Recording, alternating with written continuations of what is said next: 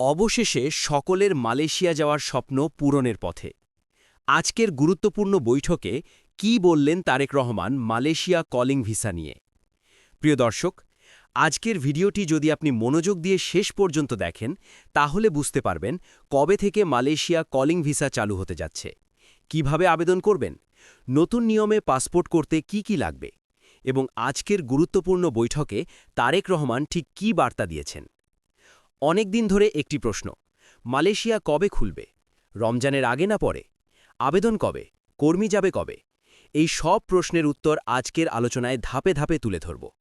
তাই ভিডিওটি শেষ পর্যন্ত দেখুন। এবং আপনারা যারা আমাদের এই ভিসা সংক্রান্ত চ্যানেলটিতে নতুন, তারা আমাদের চ্যানেলটিকে সাবস্ক্রাইব করে আমাদের পাশে থাকবেন। এবং যারা ইতিমধ্যে সাবস্ক্রাইব করেছেন তাদেরকে জানাই অসংখ্য ধন্যবাদ। এবার আসি প্রস্তুতির কথায়। নতুন নিয়ম অনুযায়ী পাসপোর্ট তৈরির ক্ষেত্রে কিছু বিষয় কঠোরভাবে অনুসরণ করা হবে। আবেদনকারীর লাগবে ১. জাতীয় পরিচয়পত্র বা জন্ম নিবন্ধন, ২. Police verification, ৩. বায়োমেট্রিক তথ্য, ৪. সঠিক ঠিকানা ও মোবাইল নম্বর, ৫. পূর্বের পাসপোর্ট থাকলে তার কপি। এছাড়া ভুল তথ্য দিলে বা কাগজপত্র অসম্পূর্ণ হলে আবেদন বাতিল হতে পারে। সরকারি সূত্র বলছে এবার থেকে সব তথ্য কেন্দ্রীয় সার্ভারে যাচাই করা হবে, তাই ভুয়া কাগজপত্র দিয়ে কোনো সুযোগ থাকবে না। ঢাকায় আজ অনুষ্ঠিত এক গুরুত্বপূর্ণ বৈঠকে মালয়েশিয়া শ্রম বাজার নিয়ে বিস্তারিত আলোচনা হয়। বৈঠকে সরকারের উচ্চ পর্যায়ের প্রতিনিধি, সংশ্লিষ্ট দপ্তরের কর্মকর্তা এবং রিক্রুটিং সংশ্লিষ্ট ব্যক্তিরা উপস্থিত ছিলেন। বৈঠকে সভাপতিত্ব করেন তারেক রহমান। আলোচনায় উল্লেখ করা হয় যে মালয়েশিয়ার সাথে চলমান সমন্বয় প্রক্রিয়া ইতিবাচক পর্যায়ে রয়েছে এবং দীর্ঘদিন বন্ধ থাকা কলিং ভিসা প্রক্রিয়া পুনরায় চালুর বিষয়ে নীতিগত সিদ্ধান্ত নেওয়া হয়েছে। বৈঠকে আরও জানানো হয়, রমজান মাসের মধ্যেই আবেদন প্রক্রিয়া আনুষ্ঠানিকভাবে শুরু করা হবে। তবে কর্মী পাঠানোর পূর্ণাঙ্গ কার্যক্রম ঈদের পর শুরু হবে বলে আলোচনা হয়েছে। এ সময় স্পষ্ট করে বলা হয়, প্রথমে আবেদন গ্রহণ, যাচাই ও অনুমোদন সম্পন্ন করা হবে। এরপর স্বাস্থ্য পরীক্ষা ও চূড়ান্ত ভিসা অনুমোদনের মাধ্যমে ধাপে ধাপে কর্মী প্রেরণ শুরু হবে। বৈঠকে প্রাথমিক সময়সূচি হিসেবে রমজানের ভেতর আবেদন শুরু এবং ঈদের পর কর্মী পাঠানোর রূপরেখা তুলে ধরা হয়েছে।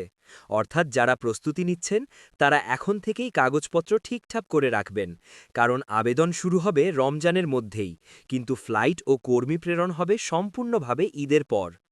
নতুন শর্ত অনুযায়ী ১. অনুমোদিত এজেন্সির মাধ্যমেই আবেদন করতে হবে। ২. বয়স ও স্বাস্থ্য যাচাই কঠোরভাবে হবে।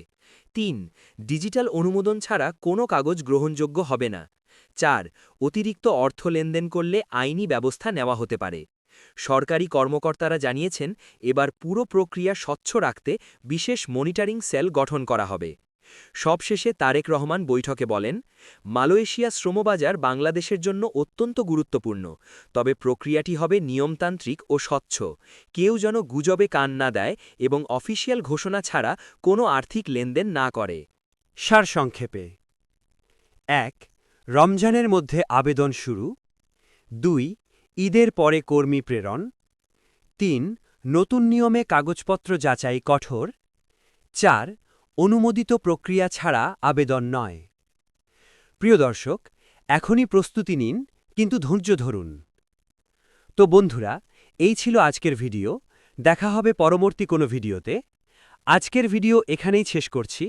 ভিডিওটি যদি আপনাদের উপকারে আসে তাহলে আমাদের চ্যানেলটিকে লাইক, সাবস্ক্রাইব এবং ভিডিওটি বন্ধুদের সাথে শেয়ার করে দেবেন। পরবর্তী আপডেটে আবারও বিস্তারিত তথ্য নিয়ে আসব।